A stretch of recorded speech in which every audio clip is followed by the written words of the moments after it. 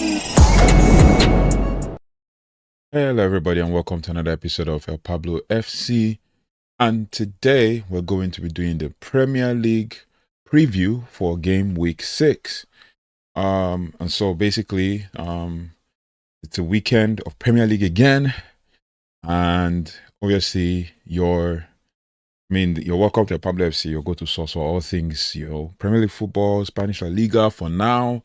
And as things go and as we continue to grow as a community, we might touch other leagues.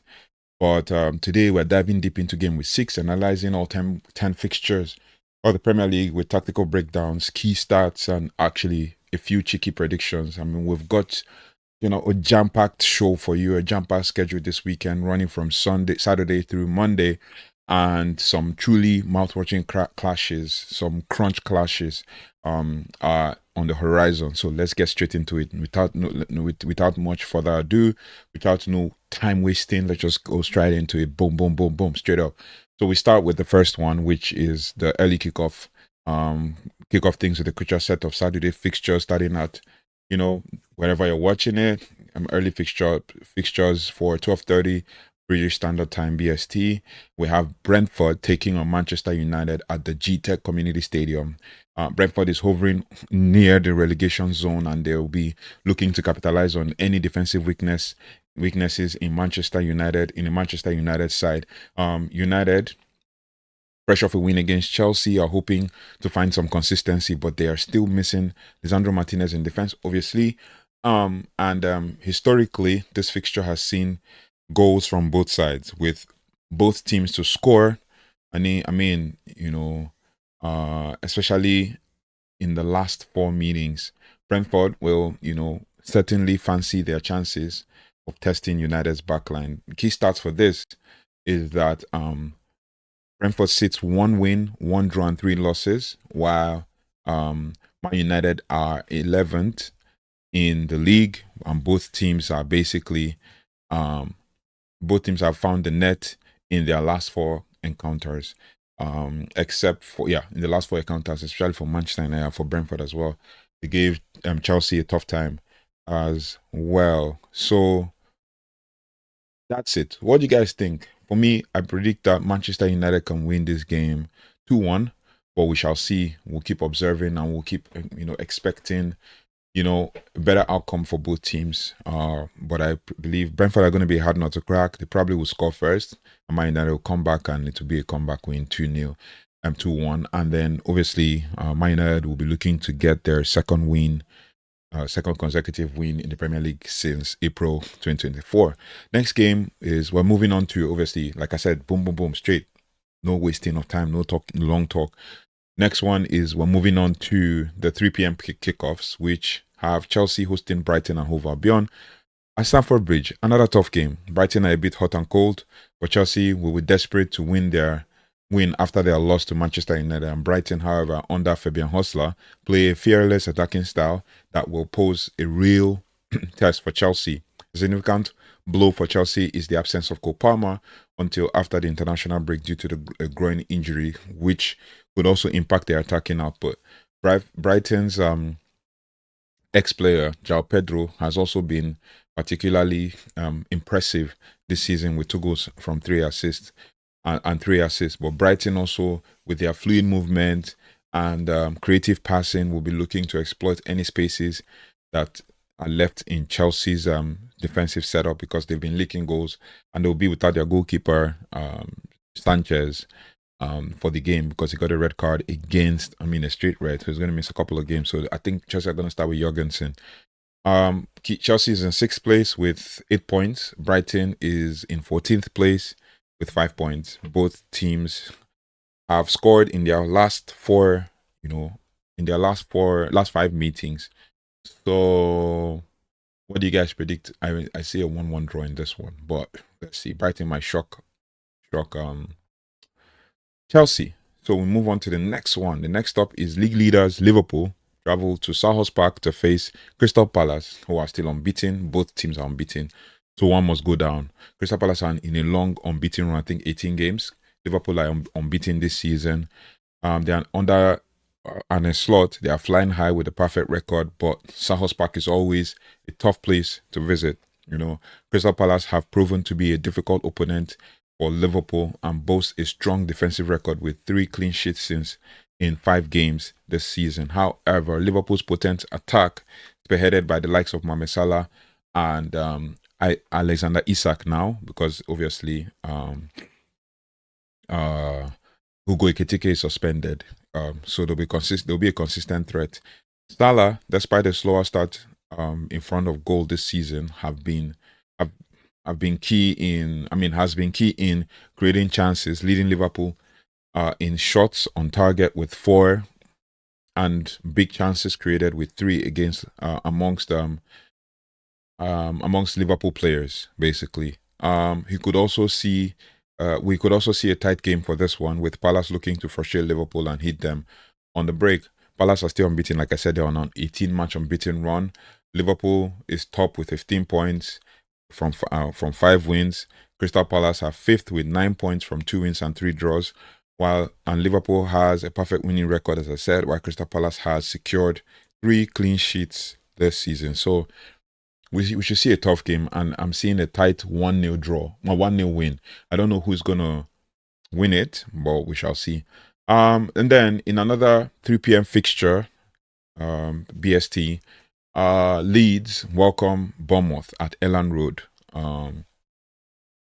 They will be keen to get back to winning ways after a mixed bag of recent results. Bournemouth also have shown some promise, with Antoine Semenyo proving to be a key player for them this season with his goal contributions. You know, Ladbrokes predicts that it's going to be a 2-1 win for Leeds, but Bournemouth will also be looking to exploit Leeds' defensive vulnerability, especially at Leeds, who are ranked 9th for goals conceded, which is 55, and 5th for expected goals conceded, 5.05. So they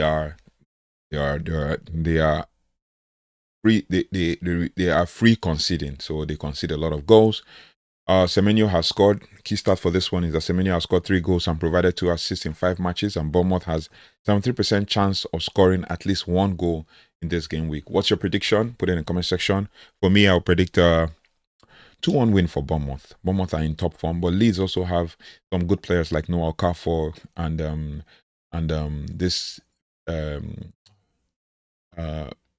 Felix Merchant's brother, who's a striker there. Keep forgetting his name. And they have a very interesting midfielder in that their midfield. So they seem like excuse me. It seemed like a free scoring side. But we shall see. And the next 3 p.m. kickoff is former reigning champions Man City at home to Burnley. This looks like a fairly straightforward fixture for Manchester City against newly promoted Burnley side that has struggled significantly in defense this season. Burnley ranks last in the league for expected goals against at 10.47, and they're second bottom to big chances created at just 13. Erling Haaland, thankfully, is back. Is back from a slight back issue and is expected to lead the line. He's had 10 big chances in the first 5 games this season, more than 14 other Premier League teams combined. Premier League websites also suggest that Haaland as the number 1 captain pick for the fantasy football managers this week. If you're thinking about fantasy Premier League, Haaland should be your pick. Key stats for this is that Manchester City has a dominant record against Burnley, winning 13 of their last 17 meetings, and they've also scored at least 2 goals in their previous 5 matches. Man City has 92% chance of scoring at least 1 goal and 56% chance of scoring 2+ goals against Burnley. But there's also a chance that Burnley could be a tough nut to crack, but I see an easy win for Man City, 3-1. That's my prediction. And we move on, maybe 4-1, free scoring. Now, finally, for us on Saturday, Nottingham Forest versus Sunderland. Nottingham Forest under Ange Postecoglou will be desperate for their first win of the season. Sunderland's defense also has been particularly leaky, conceding the most goals in the league with 13. This presents a golden opportunity for Forest to get their attack firing and securing 3 crucial points. Key stats for this one is basically Sunderland has conceded 13 goals, the most in the league. And we can actually see a situation where Nottingham Forest gets back to winning ways after drawing on Thursday to Real Betis in the Europa League. So we shall see. The next one is basically Sunday's fixture.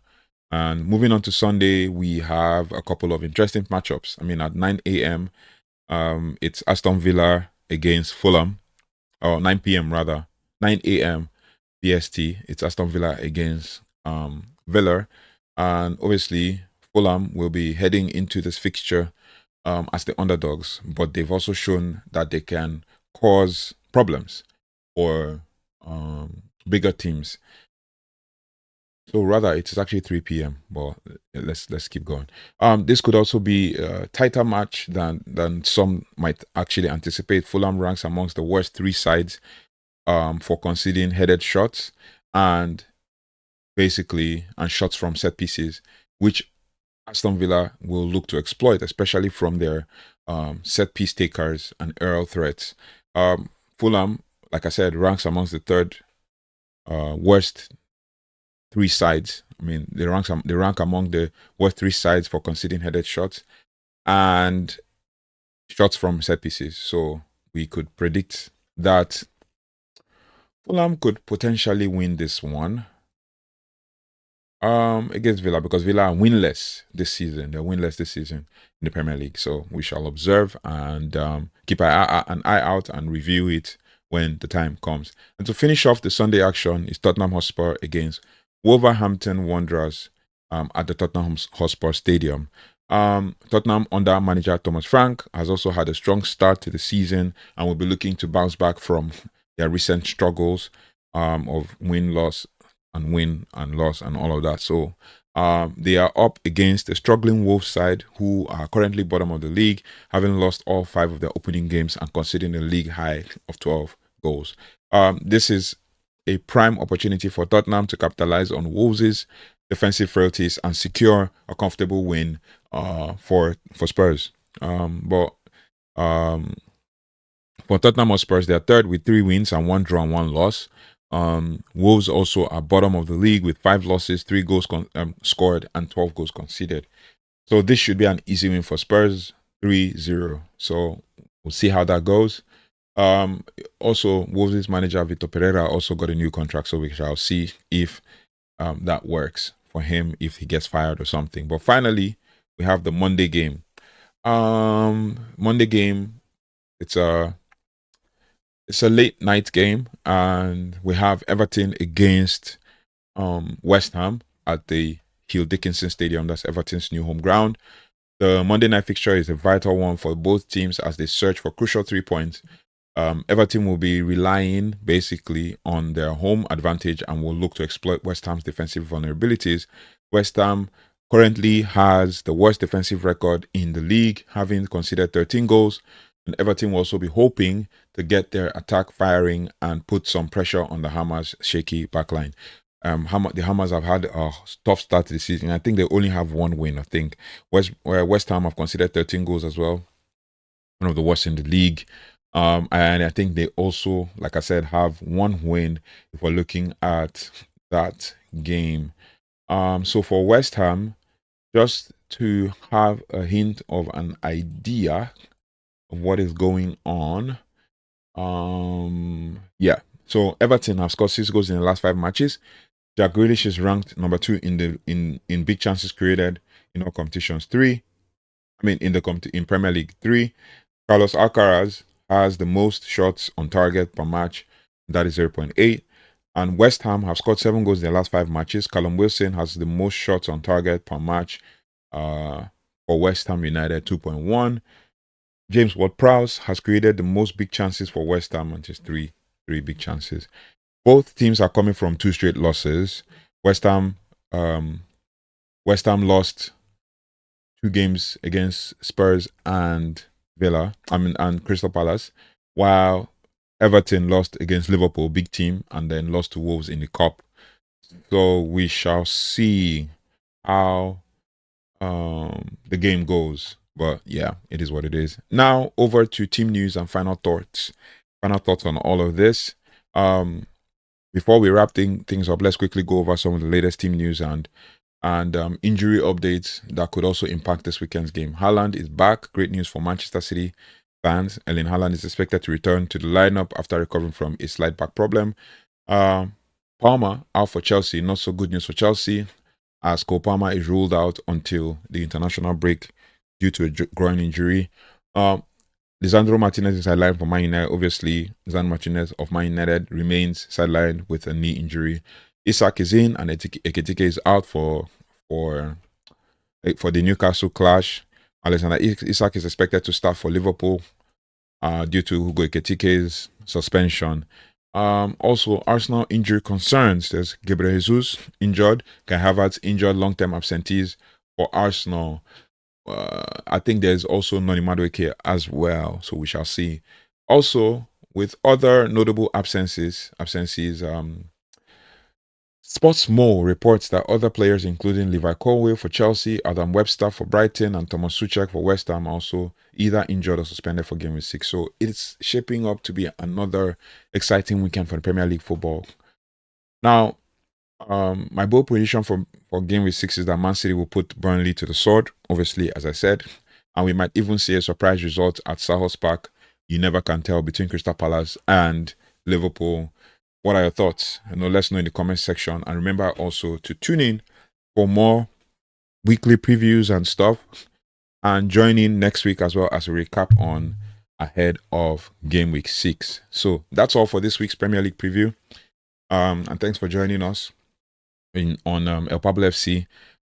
If you haven't already, please do like, share, subscribe, and hit the notification bell so you don't have to miss anything as it relates to all things football. And we'll be back with more analysis, more insights. Don't forget to turn on the notification bell. Don't forget to comment your thoughts and your predicted score lines as well. Until then, enjoy the great weekend of football, and I'll see you on the next one. Take care, goodbye, and God bless.